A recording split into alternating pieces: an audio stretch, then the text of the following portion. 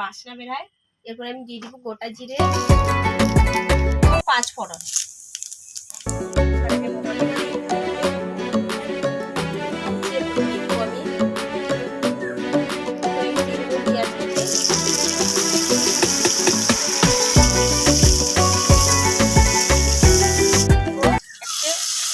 Tomato,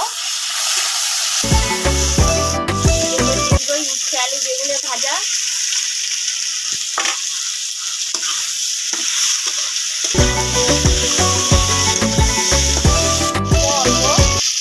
লঙ্কা গুঁড়ো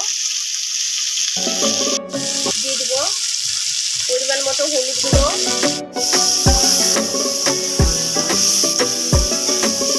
আমি লবণ দিয়েছিলাম। এরপরে আমি 1 চিমটি মতো লবণ দিয়ে দিব।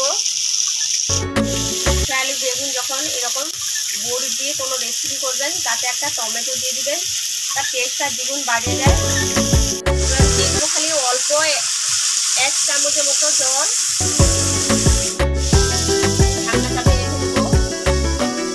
দিয়ে দিব আমি ভেজে রাখা বড়ি,